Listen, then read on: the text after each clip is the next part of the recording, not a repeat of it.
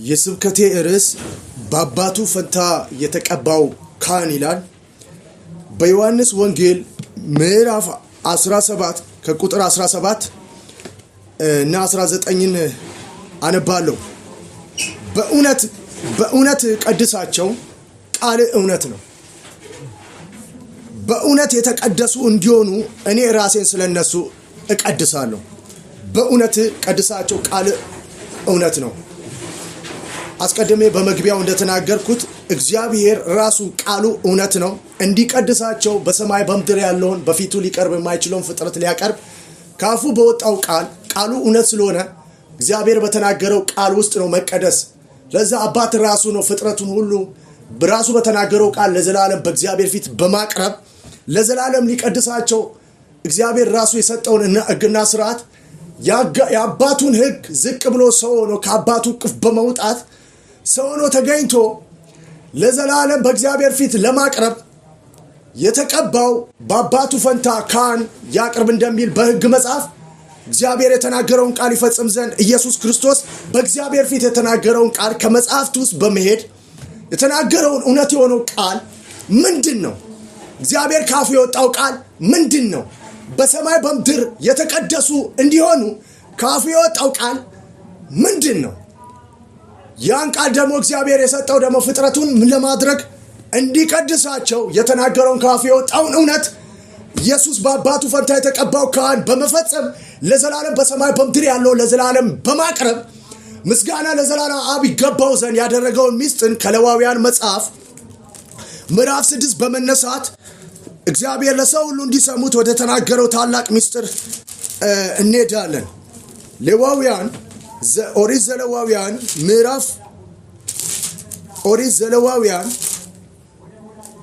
ምዕራፍ 6 ከቁጥር 22 እስከ 26 አነባለሁ። ከልጆቹም በአባቱ ፈንታ የተቀባው ካህን ያቀርበዋል። ለዘላለም ስርዓት እንዲሆን ፈጽሞ ለእግዚአብሔር ይቃጠላል። አሜን። ካህኑም የሚያቀርበው የእህል ቁርባን ሁሉ ፈጽሞ ይቃጠላል፣ ከእርሱም አንዳች አይበላም። ቁጥር 4 እግዚአብሔር ሙሴን እንዲህ ሲል ተናገረው። አሮንና ልጆቹን እንዲህ ብለህ ተናገራቸው፣ የኃጢአት መስዋዕት ሕግ ነው። የሚቃጠል መስዋዕት በሚታረድበት ስፍራ የኃጢአት መስዋዕት እርሱ ቅድስተ ቅዱሳን ነው። ለኃጢአት የሚሰዋው ካህን ይበለዋል። በመገናኛውም ድንኳን ዙሪያ ባለው አደባባይ በተቀደሰው ስፍራ ይበለዋል። አሜን። ደም አያካባሴታ ያዳባል። እግዚአብሔር ለሙሴ የነገረው ቃል እንዲቀደሱበት ቃል በእውነት ቀድሳቸው፣ ቃል እውነት ነው። ኢየሱስ ክርስቶስ በመግቢያው ላይ እንደተናገርኩት እግዚአብሔር ፍጥረቱ ሁሉ በእርሱ ፊት ሊቀርብ ስለማይችል ለዘላለም ሊያቀርብ ካፉ የወጣው ቃል እውነት ነው። በቃል ምን አደረጋቸው? ቀድሳቸው። ቃልህ በእውነት ቀድሳቸው፣ ቃል እውነት ነው። እነርሱም ደግሞ እንደተናገርከው ቃል በመጽሐፍ የተቀደሱ እንዲሆኑ ቃል እውነት ስለሆነ ቀድሳቸው በቃል እንደተናገርኩ ብሎ በእግዚአብሔር ፊት ኪዳን እያወራ ነው። ማን? ኢየሱስ።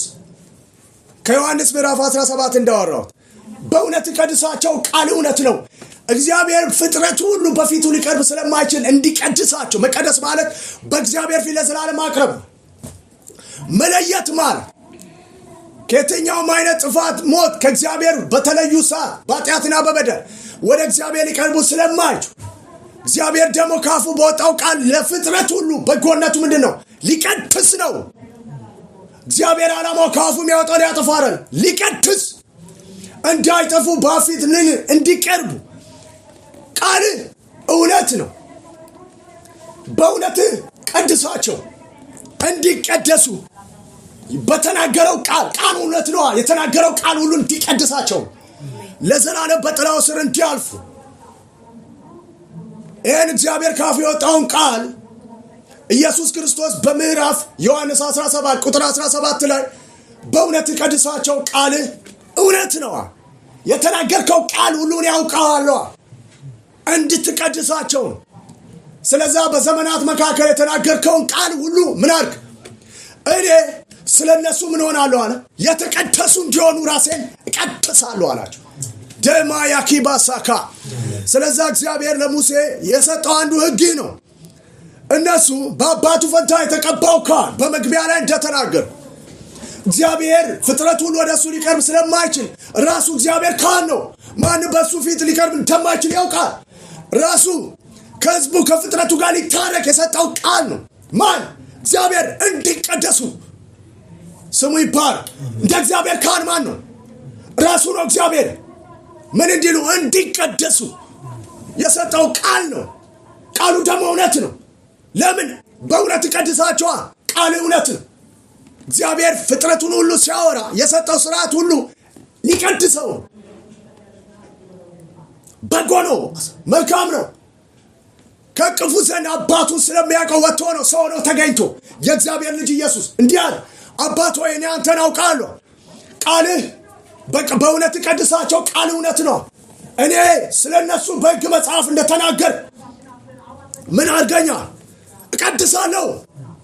ራሴ ስለነሱ ቅዱሳን ምን እንዲሆን ቅዱሳን እንዲሆን ቃሉን ያቀረበለት እግዚአብሔር ካፉ የወጣውን ቃል ነው የተናገረው። ማን? ኢየሱስ። አባት አንድም ከተናገረኝ ቃል ውጪ አልተናገርኩም፣ አባቴ የተናገረውን ቃል ሁሉ ተናግሬያለሁ በጆሮአቸዋል። አባትም ፈጽሞ ምን ቃሉ እውነት ነው፣ ቃሉ እውነት ነው። የተናገረውን ቃል ወደሱ ሳይሰራ አይመለስም፣ ሊቀድስ ነው። የሰጠው ስርዓትና ሕግ ነው። ከዛ እንደዚያ በአባቱ ፈንታ የተቀባው ካህን ምን ያድርገው? ያቀርበዋል። ማን? እንደ እግዚአብሔር ካህን መስዋዕት አድርጎ ለዘላለም እግዚአብሔር ቃሉን የሰጠ ምን እንዲቀደሱ። ራሱ እኮ እግዚአብሔር ምንድን ነው? ካህን ነው። ሰው ፍጥረት ሁሉ በዚህ በሰጠው ስርዓት ሁሉ ለዘላለም ምን እንዲል? እንዲቀርብ፣ እንዲቀድስ፣ እንዲቀደስ ለዘላለም ሊያቀርብ። ማን? እንደ እግዚአብሔር ካህን ኢየሱስ ያድናል። በአባቱ ፈንታ የተቀባው ካህን ደግሞ ምን ያደርገዋል? ያቀርበዋል። ወደኋላ በመጽሐፍት እየጠቀስ ይህን ታላቅ እግዚአብሔር የተናገረውን ቃል ሰው ሁሉ እንዲቀደስ በክርስቶስ የፈጸመውን ሚስጥር እንመጣለን። እያሰፋ ነው ስለምንመጣ እንደዚህ ይላል። ከዛ በአባቱ ፈንታ የተቀባው ካህን ነው የሚያቀርበው። ከዛ እንደዚያ ለኃጢአት የሚሆን መስዋዕት ነው፣ ፈጽሞ ይቃጠል ይበላል። ከዛ እንደገና ካህኑ ደግሞ የሚያቀርበው የሚቃጠል መስዋዕት በቀረበበት ቦታ ላይ የኃጢአት መስዋዕት ሕግ ነው ታቀርበዋለ። እሱ ደግሞ አለ በቅዱስ ስፍራ ምን ትለዋለ? ትበለዋለ። አሜን። ለኃጢአት የሚሆን መስዋዕት የሆነው እርጉሙ ነው። በኃጢአትና በበደል ሰውየው መስዋዕት አድርጎ ያመጣል። ከዛ ኃጢአቱን ይናዘዛል። እርጉም የተረገመ በግ ነው። የሰውየው ኃጢአት ወድቆበታል፣ አይበላም። ፈጽሞ በእግዚአብሔር ፊት የሚቃጠል ነው። ንጹሕ የሆነውን ደግሞ ለኃጢአት መስዋዕት የሚደረገውን በግ ደግሞ በተቀደሰው ስፍራ ትበለዋለ። አሜን። ሁለቱ በግ የተለያየ ነው። ለኃጢአት የሚሆን መስዋዕት አለ፣ ለኃጢአት ከዛ ለሚቃጠል መስዋዕት አለ። ፈጽሞ እሱ እርጉም ነው፣ ፈጽሞ ይቃጠላል። አሜን። ደማይካኒሳ ሎቫብሬ ካማሳ ኢየሱስ ያድናል። በተቀደሰው ስፍራ ምን ትለዋል? ካህኑ ለኃጢአት የሚሰዋው ካህን ይበለዋል። በመገናኛ ድንኳን ዙሪያ ባለው አደባባይ በተቀደሰው ስፍራ ይበለዋል። እግዚአብሔር ካፉ በወጣው ቃሉን በመስማት በማድረግ ነው መቀደስ ውስጥ ያለው። እግዚአብሔር ደግሞ የሰጣቸው ስራ በድንኳኑ ዙሪያ ይብላው ነው ያለው። በዛ ቢበላው ሰውየው ምን ይሆናል? እንደሰጠው ግና ስራ ካፉ በወጣው ቃሉ ነው ስለሆነ እውነትም ደግሞ በእውነቱ ደግሞ መቀደስ ስላለ በቃል ውስጥ እነሱ ይህን ሲያደርጉ ነው ምን የሚሉት? የሚቀደሱት። አሜን። በአዲስ በክርስቶስ ኢየሱስ ሁሉን ከፈጸመው በኋላ ወዳለው ትልቅ መገለጥ ደግሞ እንመጣለን። አሁን ለኛ ስለዛ እስቲ ሌዋውያን ይህን መጽሐፍ እያሰፋ ነው ስንሄድ ሌዋውያን ምዕራፍ 29 ምዕራፍ 27 ላይ እንደዚህ ይላል። እግዚአብሔር ካፉ በወጣው ቃል እውነት ስለሆነ በእውነት ቀድሳቸው ብሎ ኢየሱስ ክርስቶስ በዮሐንስ ወንጌል ምዕራፍ 17 ከቁጥር 17 ላይ ሲናገር እግዚአብሔር የተናገረውን ቃል እያሳሰበ ነው። ቃል እውነት ነው። አንተ ሰው ሁሉ ፍጥረትን ሁሉ ለመቀደስ የሰጠው ምንድን ነው? ካፍ የወጣውን ቃል ሰው ደግሞ ምን እንዲል ቢያደርገው እንዲቀደስበት፣ ሰዎቹ ደግሞ ሲያደርጉ ይቀደሱበት ነበር። ስለዚህ እግዚአብሔር ነው ራሱ ከአብ ፊት ማንም ሊቀርብ ስለማይችል ራሱ እግዚአብሔር በሰጠው ቃል ውስጥ ለዘላለም ሊያቀርባቸው ማን እንደ እግዚአብሔር ካል ስሙ ይባረክ። ከዛ ሌዋውያን ላይ ምዕራፍ 27 እንደዚህ ይላል። እግዚአብሔር ካፍ የወጣው ቃል አንዱ ይሄ ነው ዋናው ቃል። ስለዚህ ቃል ነው ሁሉም ምዕራፍም ያብራራው። በ27 ምዕራፍ በሌዋውያን ምዕራፍ 27 ላይ ሁሉ ተጠቃሏል። እንደዚህ ይላል ከአንድ ጀምሮ 1 እና 2 ላንብብ። ከዛ ቁጥር 9 እና 28 እስከ 29 ያለውን አንድ ላይ አነባለሁ። እግዚአብሔርም ሙሴን እንዲህ ብሎ ተናገረው። ለእስራኤል ልጆች እንዲህ ብለህ ንገራቸው። ካፉ የወጣው ቃል ነው። ዳኪባ ሰይካባ ለእስራኤል ልጆች እግዚአብሔር ሙሴን እንዲህ አለ። ለእስራኤል ልጆችም እንዲህ ብለህ ንገራቸዋል። ምን? እንዲቀደሱበት በእውነት ቀድሳቸው። ቃል እውነት ነው። ቃልህ እውነት ነው። የእግዚአብሔር ቃል ለሙሴ ለእስራኤል ልጆች ላመኑበት ሁሉ ለአሕዛብ ከኢየሩሳሌም ለኃጢአት ስርየት ለአሕዛብ ሁሉ እንዲወጣ አስቀድሞ በክርስቶስ ኢየሱስ ሳይፈጽም በፊት ካፉ በወጣው ቃል ሊቀድሳቸው የሰጠው ሕግ ነው። እግዚአብሔር ከቃሉ ውጪ አንዳችም ኢየሱስ ክርስቶስ አላደረገም። ቃሉን የፈጸመው አልተፈጸመም። ቃሉን የፈጸመው። ስለዚህ እንደዛ እግዚአብሔር ሙሴን እንዲህ ብሎ ተናገረው። ለእስራኤል ልጆች እንዲህ ብለህ ንገራቸው። ማናቸውም ሰውን ለእግዚአብሔር ሊሰጥ ቢሳ አንተ እንደምትገምተው መጠን ስለ ሰው ዋጋውን ይስጣል። እግዚአብሔር ሊቀድሳቸው እኮ ነው። ካፉ በወጣው ቃሉ ነው ስለሆነ ቃሉ እውነት ነው። በእውነቱ ደግሞ ሊቀድሳቸው። እውነት የእግዚአብሔር ቃል ነው። አሜን። የእግዚአብሔርን ቃል ይፈጽም። የእግዚአብሔር ቃል ኢየሱስ ሊባል የተናገረውን ቃል ሁሉ ነው። በዚህ መጽሐፍ ያለውን እግዚአብሔር ኢየሱስ ክርስቶስ ለአባቱ የነገረው። አባት ሆይ እኔ አውቃለሁ፣ በክፍያለሁ፣ ያወቅኩትን እውቀት ሁሉ ለሁሉ ነግሬአለሁ። ቃል ምንድን ነው? እውነትን በእውነት ቀድሳቸው። ቃል እውነት ነው። አንተ ፍጥረትን ሁሉ ልቀድስ ወደ አንተ ልታቀርብ ነው። ምን ያደረገው? የነገርከው ደማ የካባ ከዛ ዋጋውን ምን ይስጥ? ሰው ለሙሴ እግዚአብሔር ነገረው ለእስራኤል ልጆች እንዲነግሩ። ሰው ለእግዚአብሔር ሊሰጥ ቢሳል እንደምትገምተው መጠን ዋጋውን ስለ ሰው ምን ይስጣል? ዋጋው ምን ነው ብሎ ደግሞ በቁጥር 9 እንዲህ ብሎ ይናገር። ለእግዚአብሔር መስዋዕት አድርጎ የሚያቀርበው እንስሳ ቢሆን ሰው የሚሰጠው ዋጋ ምንድን ነው? እንዲቀደሱበት እንስሳ ወይም ሰው። ዋው! እግዚአብሔር እኮ ነው ራሱን በምድር ላይ ሰው ራሱን ያቀረበ ሰው አልነበረ። ግን እያንዳንዱ ምን ነው የሰጡት? እንስሳ ነው የሰጡት። ይህን ቃል ኢየሱስ ያውቀዋል። ለሰው ግን ግራ አጋቢ ነው። እንስሳ ወይ ሰው? የምሰጡት መስዋዕት እንስሳ ወይ ሰው? እግዚአብሔር የተናገረው ምን? እንዲቀደሱበት። ቃል እውነት ነው። በእውነትም ብላቸው ቀድሳቸው። ቃል እውነት ነው። ኢየሱስ ያድን። ለእግዚአብሔር የሚሰጠው ሁሉ ቅዱስ ይሆናል። ምን? ከነዚህ ሰው፣ እንስሳ ወይ ሰው፣ ከነዚህ ለእግዚአብሔር የሚሰጠው ሁሉ ቅዱስ ይሆናል። እግዚአብሔር በሰጠው ሕግና ሥርዓቱ ለዘላለም ሊቀድሳቸው የተናገረውን ቃል በመፈጸም ሰዎች እንዲቀደሱ ማን እንደ እግዚአብሔር ራሱ እግዚአብሔር ሰው ምን አለ? ሰጠው ሥርዓቱ። በምታመጣው እንስሳ ወይም ሰው እኔ ምን እላለሁ? እቀድሰዋለሁ አለ። ለእግዚአብሔር ሊሰጥ ቢሳል ዋጋውን ይሄ ነው አለ። ሰጠ። ደግሞ በመጽሐፍ ከዚህ በፊት በተናገርኩት መገለጥ ውስጥ ሰዎች ገብተው እዛ ውስጥ ማግኘት ይችላሉ። ሰው እንደሚችለው መጠን ያምጣ። በሬ ቢያመጣ፣ በግ ቢያመጣ፣ ፍየል ቢያመጣ፣ መጨረሻ ላይ ካልቻለ ደግሞ 2 ዋኖፍ እርግብ፣ ካልቻለ ደግሞ አለ እንደ እፍኝ ዱቄት መልካም የሆነ ዱቄት ለሚቃጠል መስዋዕት ምን ያቅርባል? ደማ ያካባ። ከዛ በሚቃጠለው መስዋዕት ላይ ሁሉ ኃጢአቱን ይናዘዝና ወስዶ ምን ያደርገዋል? በእግዚአብሔር ፊት ቅድስተ ቅዱሳን ነው ይቃጠላል። የኃጢአት መስዋዕቱ በዚህ ስርዓት ውስጥ እንዲቀደሱ ነው። በሚፈሰው ደም ውስጥ ለኃጢአት ስርየት ደሙን ወስዶ ምን ይላል? ያፈሳል። ኃጢአትና በደሉን በጫነው እንስሳ ላይ ወስዶ ደግሞ በሚቃጠልበት መስዋዕት ላይ አቃጥሏል። ይህ ስርዓት በመፈጸም እንዲቀደሱ እግዚአብሔር የሰጠው ስራ በመፈጸም ውስጥ ደግሞ ሰዎቹ ምን ይላል? ይቀደሳሉ። ኢየሱስ ያድናል። ስለ መንፈስና ሕይወት በጥልቀት አሁን እግዚአብሔር የነገረኝ ታላቅ መገለጥ በዚሁ እናገራለሁ።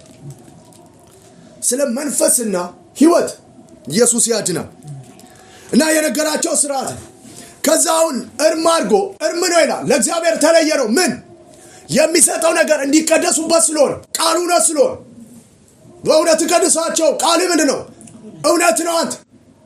አንተ ነገ ልትቀይረው ቃል ካፉ አይወጣም አለ። የሰጠው ስርዓት ሁሉ እንዲፈጸም ነው። ከቃል አንዳች አይጎልም። ስለዚህ የተናገረው ቃል ደግሞ ይሄ ነው። ሰውየው እንስሳ ቢያመጣ ከዛ እንዲሆና ያመጣው እንስሳ ደግሞ ለእግዚአብሔር እርም ነው።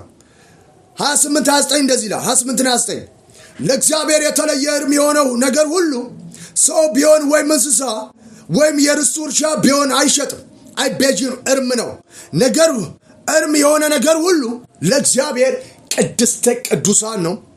ከሰዎችም እርም የሆነ ሁሉ አይቤዥም፣ ፈጽሞ ይገደል። ይህን ቃል ስለ ኃጢአት በደል ማለት ነው በሚያመጣው እንስሳ ላይ ኃጢአቱን ሁሉ በመመናዘዝ ኃጢአቱን ስላስተላለፈ እርጉም ስለሆነ ፈጽሞ በሚቃጠል መስዋዕት ያቃጥለዋል። የፈሰሰውን ደም ወስዶ በኃጢአት ስርየት በስርየት ላይ ያፈሳል፣ በስርየት መክደኛ ላይ ያፈሳል። ስለ ሰውየው ኃጢአት በደሉን ምን ይሆናል? ይተመስሰዋል። በዚህ ውስጥ እኔ ምን እላችኋለሁ? ቀድሳችኋለሁ። ስለ ሰውየው ማለት በሰጠው ስርዓት ውስጥ እግዚአብሔር ካህን ስለሆነ እንደ እግዚአብሔር ማን ካህን ራሱ ሊያስታርቅ አሮን ጠራው፣ ልጆቹን መረጣቸው፣ ሾሞ ክህነት ሰጠው። በአባቱ ፈንታ የተቀባው ካህን አለው። አሮን እኮ ነው አባቱ፣ ልጁ ነው የሚያቀርበው ማለት። እግዚአብሔር ደግሞ የስርዓት የሰጠው ራሱ የሚፈጽመው በእግዚአብሔር በልጁ በኢየሱስ የሚያስታርቀው ስራ ነው የሚናገረው። አባት ራሱ ምን ሊል እንዴት አሮን ሰው ሊያስታርቅ ይችላል? ካፉ በወጣው ቃል እግዚአብሔር ራሱ ሰው ይቀደሳል እንጂ የተናገረውን ቃል ደግሞ ለማጽናት ቅድም ወደ ተናገርኩት ዮሐንስ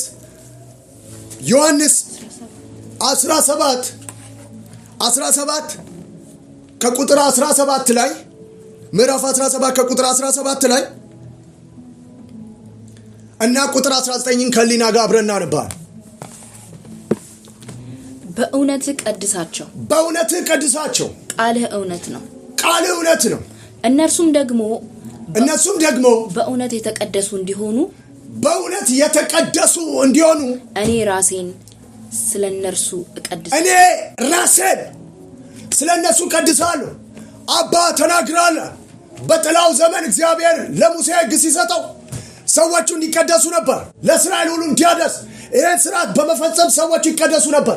ከዛ የተናገረው እንስሳ ወይ ሰው፣ ከዛ እኔ ራሴን ስላንተ ስለ ሰው ሁሉ በሰማይ በምድር ያሉትን ሁሉ ቃል እውነት ስለሆነ የሚቀደሱበት ስርዓት ይሄ ስለሆነ አንተ የምትቀድሰው እንስሳ ወይ ሰው ለእግዚአብሔር ዋጋውን ይስብላ። የምትሰጡትም ይሄ ነው አለ። እንስሳ ወይ ሰው እኔ ራሴን አቀርብላለሁ አለ። እኔ ስለ እነሱ ራሴን እቀድሳለሁ። እርም አድርገህ ግደለኛል። ላመኑብኝ ሁሉ ከኢየሩሳሌም ለአሕዛብ ሁሉ የሚወጣ የኃጢአት ስርየት ያገኝ ዘንድ ቅዱስ ሆነው ለዘላለም ቃል በእኔ ይፈጸም ዘንድ ቃል እውነት ነው፣ እንደ ቃል አድርገው አለ። ቃል እውነት ነው፣ በእውነት ቀድሳቸው አለ። በመጽሐፍት እንደተናገር እንስሳ ወይ ሰው እኔ ራሴ ስለ እነሱ እሰጣለሁ። ዋጋውም ራሴን ነው። በሌዋውያን መጽሐፍ ሰው እንዲቀደስ ይስጥ ብለዋል። እንስሳ ወይ ሰው የምሰጡ ነው። እግዚአብሔር ራሱ ነው የነገራቸው። ካፉ በወጣው ቃል ነው ሰው የሚቀደሰው። ይህም በማድረግ ነው ሰዎቹ ቅድስና ያገኙት። ስርዓቱን እየፈጸሙ ነበር በጊዜው። የእግዚአብሔር መንግስት ገና አልተፈጸመም። እንስሳ ወይ ሰው ለምን ሰው አስገባ? ይመጣላው መሲሁ ዋና እግዚአብሔር ምስጋና በክርስቶስ ኢየሱስ ለዘላለም ስርዓቱ ፈጽሞ ኋላ የምገባው ኪዳን አለ። ሕጌን በልቦናቸው ላኖር ሰውዬ እመጣለሁ። የአባቱን ጥም ያረካ በአባቱ ፈንታ የተቀባ የእግዚአብሔር ልዑል ኢየሱስ ይባላል። መጣል እነሱ ላመኑብኝ ሁሉ ለዓለም ሁሉ ለሐዋርያትም በፊቷ የኃጢአት ስርየት ይገኝላቸው ዘንድ ቅዱስ ታደርጋቸው ዘንድ እኔ ምን አደረገኝ? ቀድሰኝ እነሱ ቅዱሳን የሆኑ ዘንድ።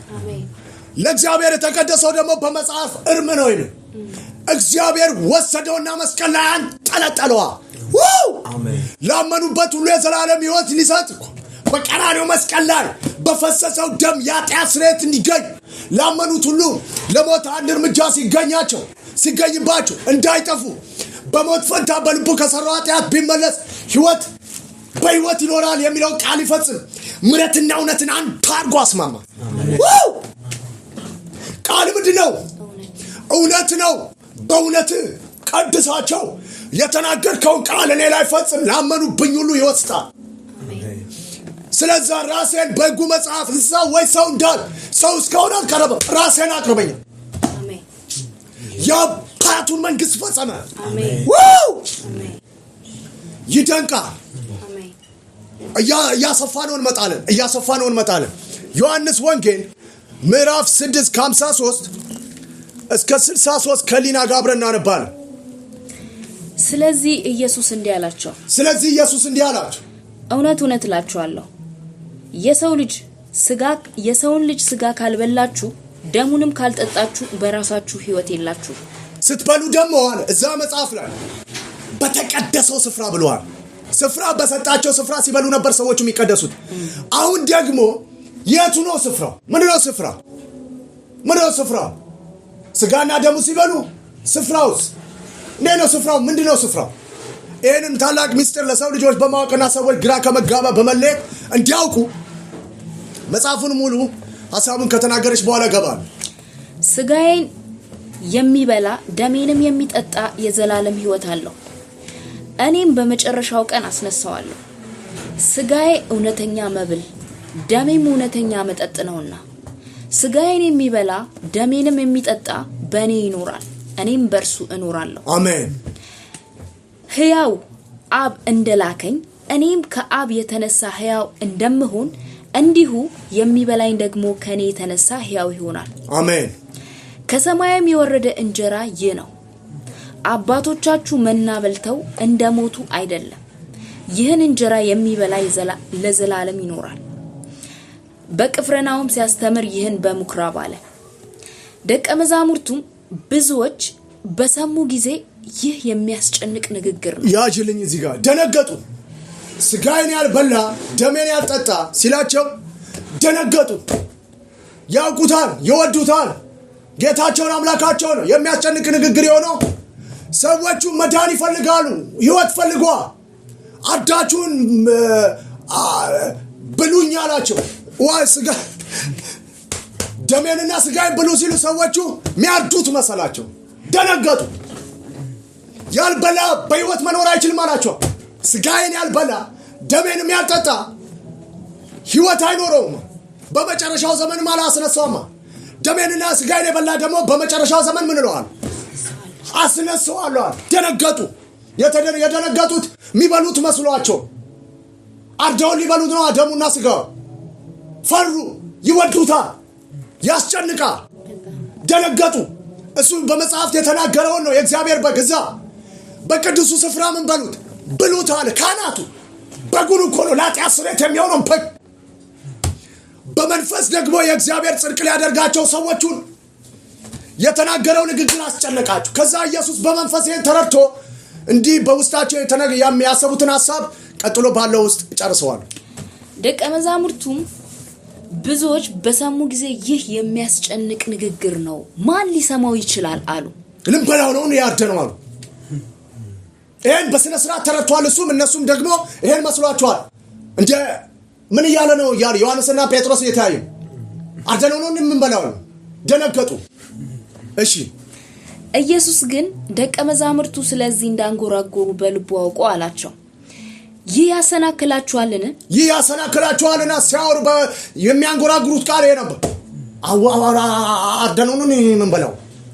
ምን እያለ ነው ኢየሱስ? እንዴ ጌታችንን እያሉ እየተጨቃጨቁ ነው። ከዛ ይሄ ያሰናክላችኋል እንዴ አላቸው። እሺ እንግዲህ የሰው ልጅ አስቀድሞ ወደ ነበረበት ሲወጣ ብታዩ እንዴት ይሆናል? ምን ልትሆኑ ነው? ሳትበሉኝ እኔ ባርግ ልታብዱ ነው? ሳልበላው ወይኔ ሳልበላው እያሉ ሊያብዱ ነው። ጴጥሮስና ዮሐንስ ሄደብናል። በህይወት መኖር ይፈልጋሉ። የዘላለም ህይወት በመጨረሻው ዘመን አንነሳም እያሉ ደነገጡ። እንግዲህ ይህን ሚስጥር ባልነግራችሁ ብሄር ኖሮ አለ ስጋይና ደሜን ያልበላ በመጨረሻው ዘመን ህይወት የለውም አይነሳም ስላለ ስለደነገጡ፣ እነሱ ደግሞ ጌታቸው ስለሆነ ስለፈሩ ምን አምላካቸው ነው ይሄስ ከኛ ይራቅ ብለዋል። አደነው ነው እንዴ ምን በላው ብለዋል። እኔ ሚስጥር ሳልነግራችሁ ብሄር ሳልበላው ሄደ ብላችሁ ልታብዱ ነው እንዴ? ይሉ ነው። ሳንበላው ህይወት የለንም ካሁን በኋላ ሊያብዱ ነው። ከዛ ይሄን በመንፈስ ተረድቶ ነው ምን ሚለው? እሺ እንዲህ አላቸው። ከዛ በመንፈስ ተረዳና እንዲህ አላቸው፣ ህይወትን የሚሰጥ መንፈስ ነው። ህይወትን የሚሰጥ መንፈስ ነው አለ። ስጋ ምንም አይጠቅምም አላቸው። ምን ማለት መሰለ?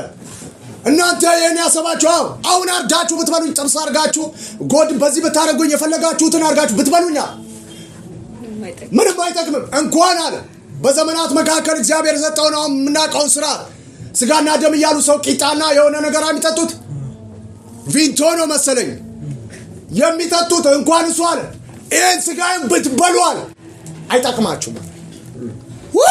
አሜን። ከዛ ምን ማለቱ ነው? እስቲ ወደ ኋላ እንሂድ። ምን ይላል? ህይወትን የሚሰጥ መንፈስ ነው። ህይወትን የሚሰጥ መንፈስ ነው። ስጋ ምንም አይጠቅምም። ብትበሉኝ እንኳን ያን ቂጣና ቪንቶ ይሄን ስጋ ብትበሉ እንኳን ምንም አይጠቅም። ለምን አይጠቅመው? እስቲ እኔ የነገርኳችሁ ቃል መንፈስ ነው። እኔ የነገርኳችሁ ቃል መንፈስም ነው ህይወትም ነው አላችሁ። አሜን። ደማያ ካታካባ አሜን። ተመልከቱ አለ እኔ አባቴ የተናገረውን ቃል የምኖር ሰው ነኝ። እኔ ከውስጥ የሚወጣው ቃል የምታዩ ስጋና ደም የምኖረውን ቃል ነው የምናገረው አላችሁ። ስናገር ልክ እንደዛ ነው የምኖረው። ቃሌና ስጋዬ አንድ ነው አለ። አሜን። የማወጣው ቃል ደግሞ አለ መንፈስና ህይወት ነው። እሱን ሰምቶ ቢያደርግ ይሄ የምትበሉት ይሄ ስጋ ብትበሉ ምንም አይጠቅማችሁ። ቃሌን ሰምታችሁ ብታረጉ ግን መንፈስና ህይወት ነው የምትቀበሉት አለ። አሜን። ናኪያ ታካባ አሜን። ምንም አይጠቅማችሁ ማለት እንኳን በዚህ ዘመን ያለው ቪንቶና ቂጣ ይሄ ስጋ በልታችሁ ምን ይሆን አይጠቅማችሁም። ቃሌ ምንድነው አለ መንፈስና ህይወት። የነገርኳችሁ ቃል ሰምተው ሰዎቹ ቃሉን ሰምተው ሲከተሉት ነበር። በመስማት በማድረግ እነሱ ሰዎቹ እርስ በርስ ይበላለጣሉ። በእነዚህ መካከል ቃሉን በንጹህ ስፍራ ብላው ነው የሚለው። እዛ ይሁዳ ደግሞ ሌባ ነው። በአመፅና በኃጢአት ስጋና ደሙ አይጠቅምም። ሰውየው ሌባ ነው። በንጹህ ስፍራ ይላል። ንጹህ ስፍራ ማለት ሰው የእግዚአብሔር ጽድቅ በመሆን በየትኛውም አይነት መስክ እግዚአብሔር ባስገባው መስክ ሁሉ እግዚአብሔርን በመፍራት ቢኖር ንጉሱ እንደንግስና ባለበት ቦታ ዙፋን ታማኝ ሆኖ ህዝቡን ቢያገለግል፣ ህዝቡ ደግሞ የትኛውንም አይነት ህግና ስርዓት እግዚአብሔርን በመፍራት እየጠበቀ ቢኖር፣ እግዚአብሔርን በመፍራት ቢመላለስ ስጋና ደሙ ይሰራበታል። አሜን። ቃሌ ነው አለ። በንጹህ ስፍራ ኢየሱስን ይበሉት ነበር። ማን? እነዛ። ይሁዳ ደግሞ ሌባ ነው። ቃሉ በንጹህ ስፍራ ሲበላ ነው የሚሰራው። አይሰራም። ክፉ መንፈስ ነው የተቀበለ ያለው። ከቃሉ ውጪ ነው ይሁዳ። መንፈስ ቢመጣም አያገኘው፣ ወጥቷል። ለጠላት መጠቀሚያ ነው የሚሆነው። ሰው የእግዚአብሔር ጽድቅ በመሆን ባይኖር ለጠላት መጠቀሚያ ነው የሚሆነው። ከዛ አያውቆም ያደርገውን አምላክ እንኳን ቢመጣ አሳልፎ ይሰጠዋል። ቃል እውነት ነው። አባ በቃል እቀድሳቸዋለሁ፣ በእውነት እቀድሳችሁ። ቃል እውነት ነው። የተናገርከው ቃል ነው። ስለዚህ አሁን ሁለት ነገር እዚህ ጋር አወራ። ማንም ሰው በየትኛውም አይነት መስክ ውስጥ ሆኖ ቢመላለስ ጌታ ኢየሱስ ክርስቶስን እንደ ግል አዳኙ ቢቀበል የሚያደርገው ነገር የሰማውን ቃል ነው ሰምቶ የሚኖር። ቃሉም ይሄ ነው። በፍጹም ነፍስህ በፍጹም ኃይል እግዚአብሔር አምላክን ውደድ፣ ባልንጀራህን እንደ ራስህ ውደድ። በዚህ ውስጥ በፍቅር ሕግ ሁሉ ተጠቃሏል። ሕግን በመፈጸም የሚኖር ሰው ሊያደርግ ሲጣጣ ይሄ ለመፈጸም ሲሄድ ሐዋርያቶቹ ያ ደግሞ ስጋና ደሙን አይፈልገውም የነገረውን ቃል ምን ያደርጋል? ሌባ ነው። የሚመጣውን ገንዘብ እየሰረቀ ኢየሱስ ይላል አያውቀውም። እነዛ ደግሞ ምንም ቢተክሙ ቢወርቁ እንኳን ለማድረግ እየጣሩ ነው። ጴጥሮስ ገና ሲጀምር ኃጢአተኛ ነኝ አለ ታረጋለህ። እሺ ብሎ ቃሉን ሰምቶ ለእውነት ሲታዘዝ አመፃን ሲጥል ለማድረግ ሲዳር ይወርቃል። ምንም ቢበድል እንኳን ኢየሱስ አጠገቡ ነው። ስለሱ መስዋዕት የሚሆነው እግዚአብሔር በግ ኃጢአቱን ምን ያደርግ? ያሰርይለታል። ስለዛ እውነትን ለመያዝ አመፅና ክፋትን ሁሉ ለጣሉ ሰዎች ስጋና ደሙን እግዚአብሔር ቃሌ ነው አለ። እሱ ማለት መንፈስ ነው። ቃሌ ካፌ ወጣው ቃል አለ። ይሄ አሙታዮ ስጋና ደሜ ልክ እንደዛ ነው የምኖረው ነው የምናገረው። አምላክ በኔ የነገረኝን ሁሉ መናገር ብቻ ነው የምኖረው ነው አለ። ስጋና ደሜ ሁሉ ቃሌ ነው አለ። ቃሌ ደግሞ አለ መንፈስና ሕይወት ነው አለ። ይሄን ብትበሉ ምንም አይጠቅማችሁም። የነገርኳችሁ ቃል ግን መንፈስ ነው አለ። እሱ ምን ያደርግ? ሕይወት ይሰጣችኋል ሰምታችሁ ብታደርጉ አላችሁ። ስለዚህ በዚህ ምድር ላይ የትኛውም ሰው ቢንጣጣ ቢያወራ ኢየሱስ ቢል ምን ቢል ሰውየው ክፋትን ጥሎ አመፃን ሁሉ ጥሎ የእግዚአብሔር ጽድቅ ለመሆን የሰማውን ቃል በማድረግ በዛ ውስጥ ነው መንፈስና ሕይወት የሚቀበለው። ሰውየው እየለፈለፈ ነው። ድንገት ሲመጣ ግን ይጠፋል። ለነዛ ደግሞ መንፈስ ይፈስባቸዋል። እስቲ ራሱ ገዳይ ነው፣ ራሱ እግዚአብሔር አዳይ ነው። በእውነት ቃል ቅዱስ ነው። ራሱ ምንድነው? ቃል እውነት ነው። በእውነት ቀድሳቸው ብሎ በመጽሐፍ የተናገረው ራሱን መስዋዕት አድርጎ ቅድስና እግዚአብሔር ራሱ ካልሰጠ ማን ይሰጥ? ራሱ ኢየሱስ ክርስቶስ ለዘላለም ቅድስና ሰጥቷል። እግዚአብሔር ስለሆነ ምስጋና አብ እግዚአብሔር ለዘላለም ይገባው ዘንድ ቃል እውነት ነዋል ፈጽመዋል። እኔ መስዋዕት አድርገ ምን አድርገ? ስለዛ እንኩ ስጋና ደሜ ነው። ስጋና ደሜ ደግሞ ቃሌ መንፈስ ነው ያዩት ማለት ናባካማ ሰካያ ታካ አሜን። ከዛ ሐዋርያት መጽሐፍ ከ1 እስከ 4 ያለውን ከሊና ጋር አብረን እናነባለን። ምዕራፍ 2 ሐዋርያት መጽሐፍ ምዕራፍ 2 ከ1 እስከ 4 አንብቢው እስኪ። በዓለ 50 የተባለውም ቀን ደረሰ። እዚህ ጋር ይሁዳ የለም። ተመልከት፣ ገና ያልነገርኩት ስለ መንፈስና ሕይወት ሚስጥርና አገራለሁ። እዚህ ጋር ይሁዳ አለ የለም። ለምን? አመፀኛ ነው። አመፃ መሳሪያ ነው። ሰውየው መጀመሪያ ግን አመፀኛ አልነበር። እግዚአብሔር ለማንም አመፀኛ ሐዋርያነትን አይሰጥም። ሰውየውም እግዚአብሔር ለሚፈሩ ነው ከቁጣ መጡ ምልክት ይሰጣል። ሰውየው እግዚአብሔርን በመፍራት ወደ እሱ መጥቷል። ኋላ ነው የተቀየረው። በሱ ላይ እኮ የቅባትና የመብራት ዘይት ይባላል። ወደፊት በታላቅ መገለጥ ወደዚህ ይመጣል። የቅባት ዘይት ማለት ጸጋ ነው። አሁን እንደተነሱ ነቢያ አጋንንት ያስወጣል፣ ደዌ ፈል በቅባት ዘይት ጸጋ ማለት ነው። በዚህ ምድር ላይ እስካሁን ማንም የቅባት ዘይት በቅባት ዘይት ነው እየሰራ ያለው። የመብራት ዘይት አሁን ነው የሚፈሰው። አሜን። የመብራት ዘይት ገና ነው የሚፈሰው። አልፈሰሰም ገና አልፈሰሰም። የመብራት ዘይት ሲፈስ ይኸው እነዚህ ሐዋርያት ላይ ነው እንደዚህ የሚፈስ።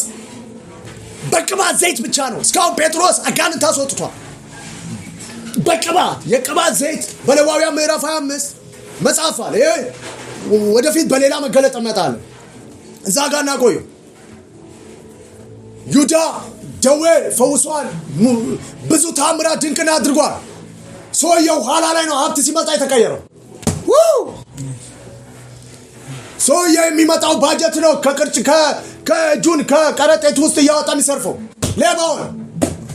ስለዛ እግዚአብሔር ከፊት ማለት ነው። ከፊት እኮ የመብራት ዘይት ነበር። ለዛ ለመብራት ዘይት ሰውየው ሌባው ነው። ታግሶታ ያመጻ ቃል የሆነው ለምን? በንጹህ ስፍራ ነው በጉም ቢለው ብላሚው በንጹህ ስፍራ ነው በጉም ይበላው። ሰውየው አመጻቃ ሆኖ እንዴት ነው በጉም ይበላው? ያልበላውን ሰው እንዴት ነው የሚፈስበት? ቀጥታ ያመጻቃ ነው የተጠቀመበት። ከዛ ምን ሆነ? እንደውም ጭራሹን አምላኩን እንጀራ ያበላውን አምላክ ነው እያወቀ ምን አደረገ? አሳልፎ ሰጠ። አሁን እዚህ ጋር ይሁዳ ስለሌለ የተከተሉት ብዙ ደቀ መዝሙራን ኢየሱስን ነበሩ ከሐዋርያት ውጪ። ባለ 50 በተባለው ቃል ላይ መንፈስ ፈሰሰ። እስቲ ከሊና ጋር አብረን እናነባለን። ባለ 50 የተባለውም ቀን በደረሰ ጊዜ ሁሉም በአንድ ልብ ሆነው አብረው ሳሉ አሜን ድንገት እንደሚነጥቅ አውሎ ነፋስ ከሰማይ ድምጽ መጣ። አሜን። ተቀምጠውም የነበሩበትን ቤት ሁሉ ሞላው። አሜን። እንደ እሳትም የተከፋፈሉ ልሳኖች ታዩአቸው። አሜን። በእያንዳንዳቸውም ላይ ተቀመጡባቸው። መንፈስ ምን አለባቸው? ሞላባቸው። በእያንዳንዱ መንፈስ ምን አለ?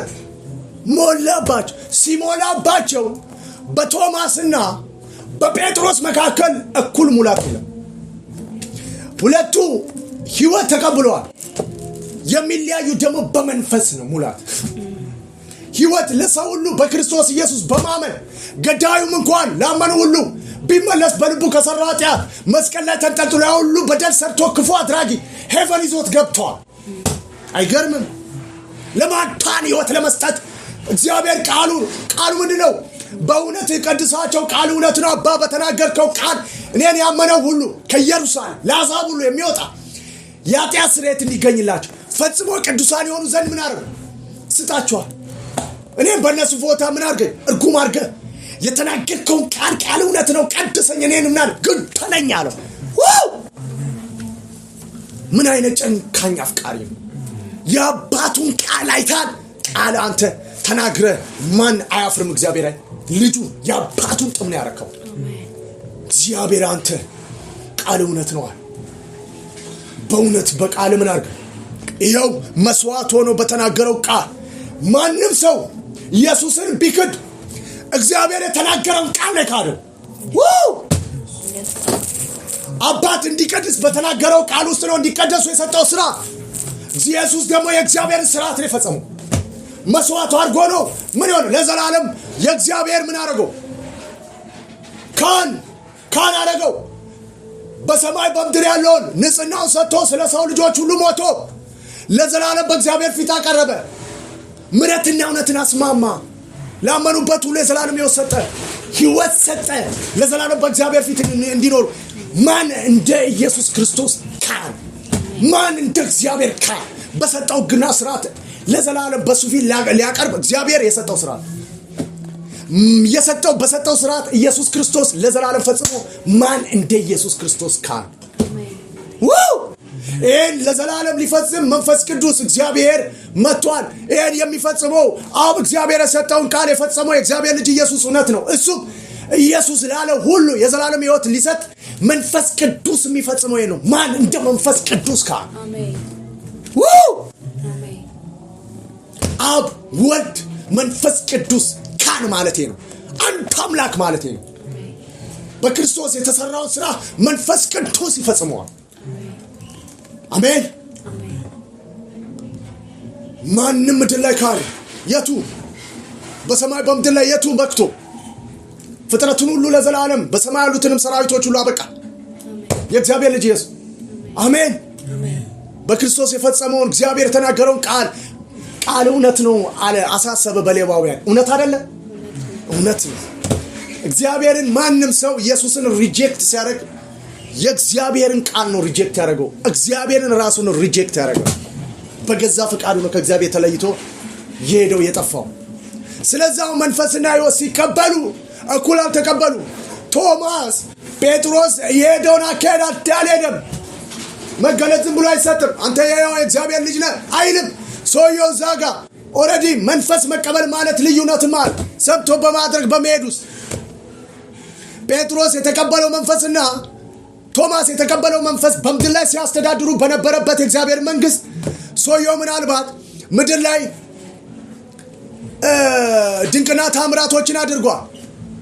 ዮሐንስ ግን ጴጥሮስ ግን የሚያደርገው በሱ የሚሆነው ድንቅና ታምራት ቶማስ ላድርግ ብለህ አይሆንም። ለምን አልተሰጠውማ? ለምሳሌ ጉንዱሽ ቢያገኝ ጴጥሮስ ነው ተነስ ሚለው። ቶማስ ተነስ ቢል አይታዘዝም።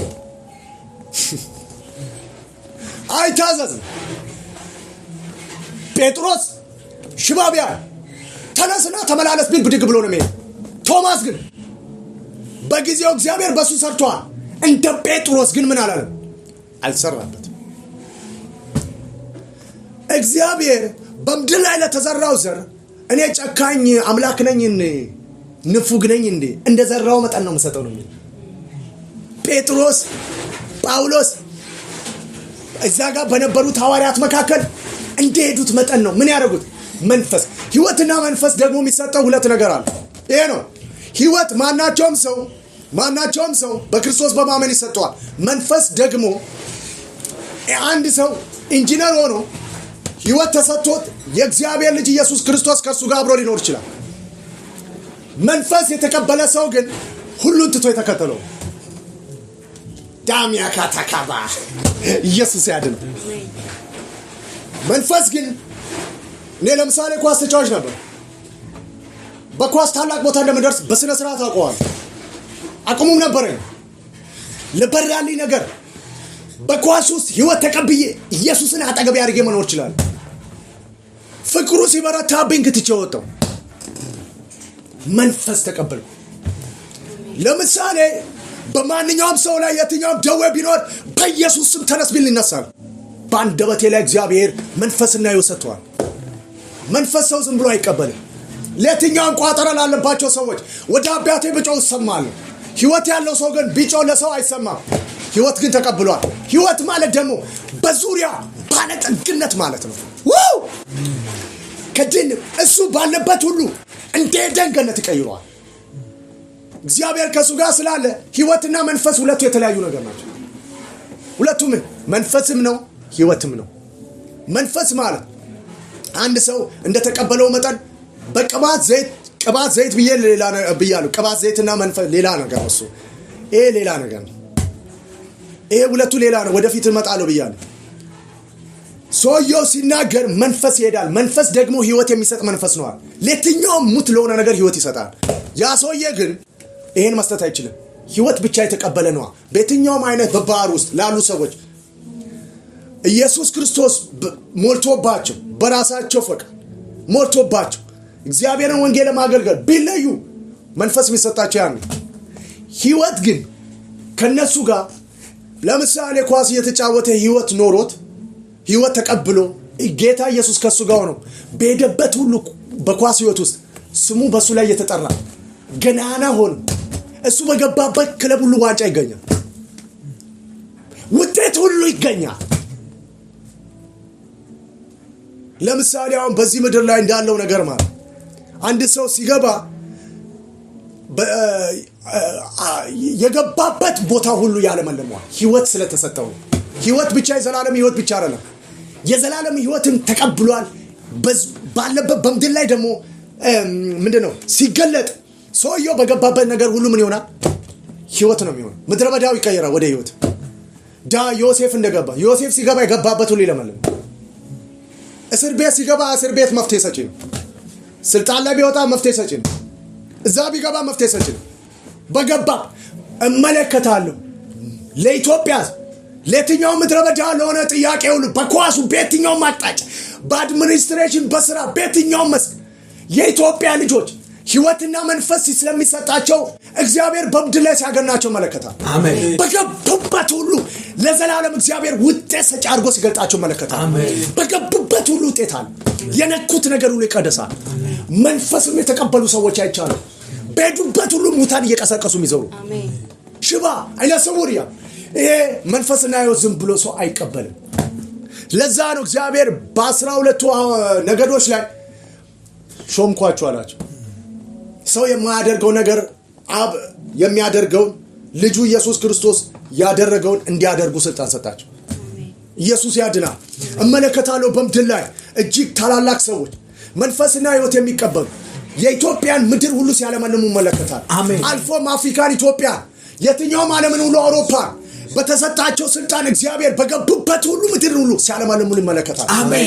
መንፈስና ሕይወት በምድር ላይ ሲፈስ ይመለከታል። አሜን። ከትውልዱ ላይ ቀንበር ሲሰበር ይመለከታል። አሜን። እግዚአብሔር ስሙ የተጠራባቸው ሰዎች በየትኛውም በኳሱ መስክ ሁሉ የኢትዮጵያን ገናንነት ጫፍ የሚከቱ ታላቅ ሰዎች ሕይወትን መንፈስን የተቀበሉ ሰዎች ይመለከታል። አሜን። ስሙ ይባረክ። ተባረኩ።